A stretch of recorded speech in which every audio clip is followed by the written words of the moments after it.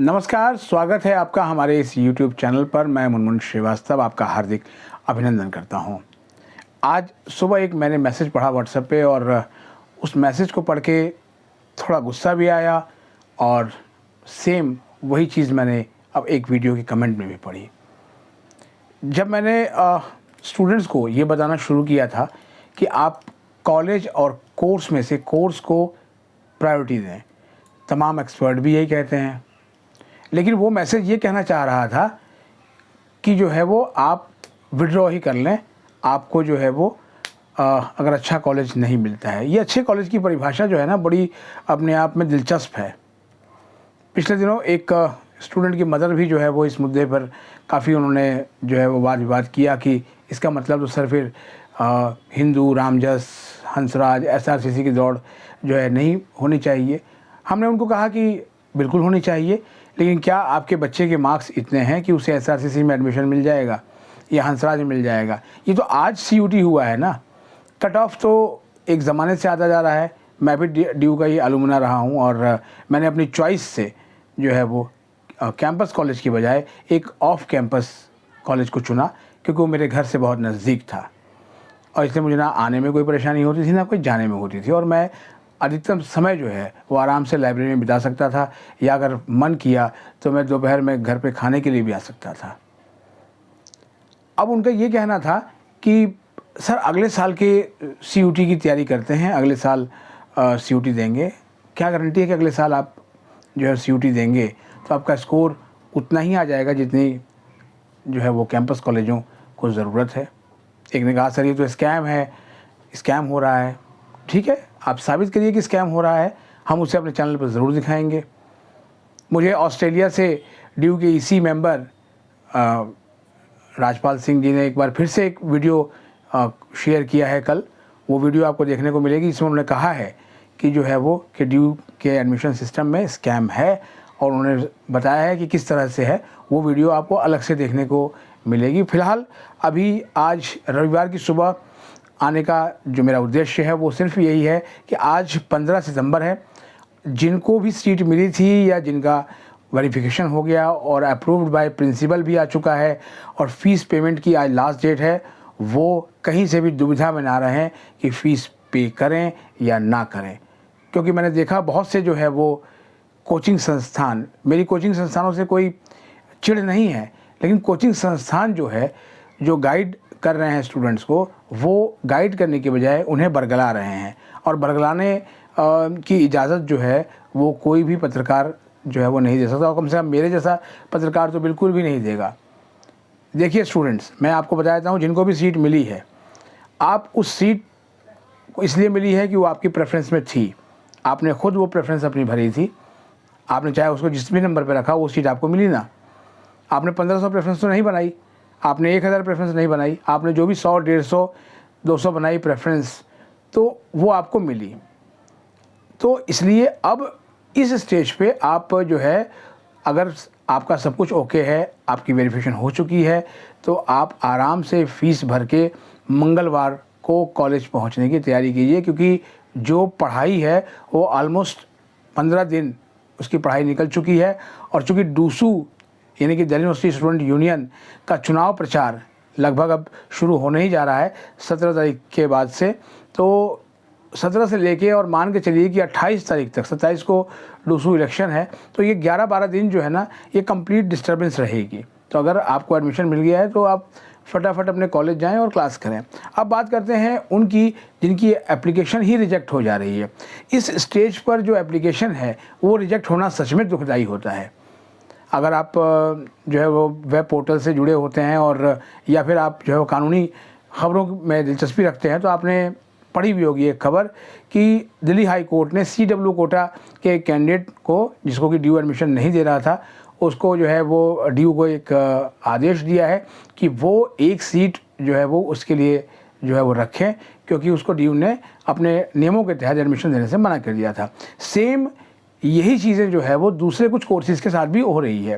पिछले दिनों computer application जो एक मेन कंपोनेंट था, मुझे लगता है कि अगर एक मोटा मोटी अगर आंकड़ा निकाला जाए तो एक बहुत बड़ा नंबर निकल के आएगा जो बीए प्रोग्राम में, कि स्टूडेंट को वो जो है अलॉट हो गया बीए प्रोग्राम कॉम्बिनेशन में और बाद में आपने 12th में मैथ्स नहीं पढ़ी है, ये क्राइटेरिया बता के जो है वो आपका जो है एप्लीकेशन रिजेक्ट कर दी गई।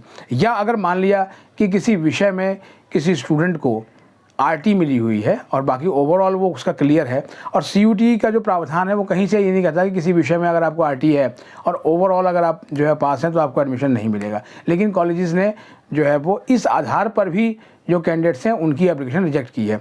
इसमें से कितने स्टूडेंट्स इस समय जो है दिल्ली हाई कोर्ट में या दूसरे किसी न्यायालय में अपनी अर्जी लगाए हुए हैं उसका ब्यौरा उपलब्ध नहीं है, लेकिन ये सारी बातें जो है वो छन छन के आती रहती हैं तो पता चलता है। सेंट स्टीफन को लेकर भी जो विवाद हुआ तो वो भी निकल के आया कि आखिर उन विद्यार्थियों का क्या कसूर था जिनको कि सिंगल गर्ल चाइल्ड कोटा के तहत जो है वो सीट अलॉट हुई थी और एक्स्ट्रा सीट अलॉटमेंट के तहत वो सेंट स्टीफन कॉलेज उनको मिला था।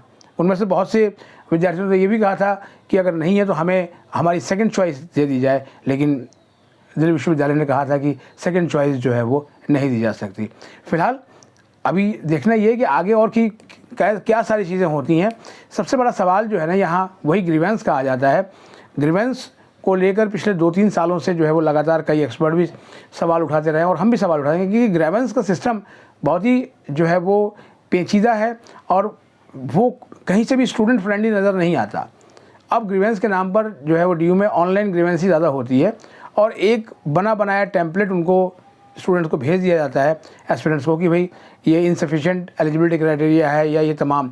कमेटी उस पर जो है वो विचार करने का मन ही नहीं बनाती कि आखिर किस तरीके से इनको क्या सिस्टम में इन किया जा सकता है।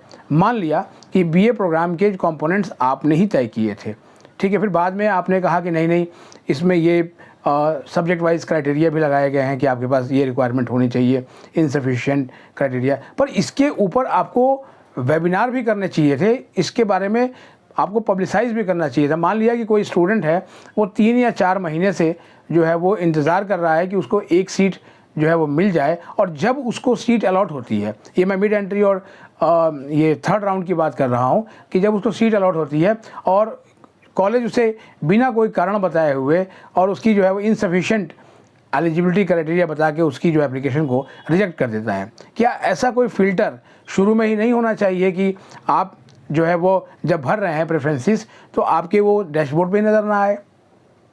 डीयू के प्रवेश शाखा ने कहा था कि जो नहीं, हमारा जो सिस्टम है वो बहुत ही फुल प्रूफ है और आपको वही कोर्स और वही कॉम्बिनेशंस आपको दिखेंगे जब आप रजिस्टर करेंगे जिसमें कि आप एलिजिबल हैं। तो जब आपको वो कॉम्बिनेशंस जो है वो आप दिख रहे हैं और बाद में उसी में एप्लीकेशन रिजेक्ट हो जाती है तो जो अभ्यर्थी हैं वो कहाँ जाएं, कैंडिडेट्स कहाँ जाएं? वो ग्रीवेंस में डालते हैं और ग्रीवेंस का कोई जवाब नहीं आता। जो ईमेल का जवाब 3 से 4 घंटे के अंदर में विद्यार्थी को मिल जाना चाहिए वो 24 घंटे तक उसको कोई जवाब नहीं आता है, और जब किसी को जवाब आता भी है तो उसका जो टेम्पलेट ऐसा होता है कि बस वो रटाया एक टेम्पलेट होता है और उसमें उसको कोई जानकारी नहीं मिलती। यानी सवाल कुछ पूछा जाता है और जवाब जो है उसे कुछ और मिलता है। ऐसे बहुत से कैंडिडेट मिले, उन्होंने कहा सर जो है अब सीट मिली और रिजेक्ट हो गई, फ़ायदा क्या हुआ, क्या अब हम स्पॉट राउंड में आ सकते हैं? हमने कहा अभी तो उसके बारे में ही कोई जानकारी नहीं कि फ़र्दर क्या होगा, क्योंकि दिल्ली विश्वविद्यालय इस बार जो है वो किश्तों में कदम रख रहा है। किश्तों में इसलिए कि पहले शुरू में 2 राउंड का शेड्यूल लाया गया, उसके बाद फिर अचानक जो है वो मिड एंट्री और 3rd राउंड का भी नोटिफिकेशन लेके आया जाएगा, और उसके बाद जो है वो दिल्ली विश्वविद्यालय फिर से एक बार साइलेंट है कि 15 तारीख के बाद वो क्या करने के लिए जा रहे हैं। 15 को जब 3rd राउंड और मिड एंट्री जिसको कि एक साथ ही जोड़ दिया गया, उसके बाद वो क्या करेंगे? बहुत से स्टूडेंट्स इस बात के लिए इंतज़ार कर रहे हैं और जो इस समय अपना वेस्टेड इंटरेस्ट जो ढूंढ रहे हैं कोचिंग संस्थान, उनका मकसद यही है कि वो अधिक से अधिक स्टूडेंट को विड्रॉ करा लें ताकि जो है वो स्टूडेंट्स इस सारी फेरी से बाहर हो जाएं और बाहर होने के बाद वो उनके लिए CUT 2025 के एक जो है वो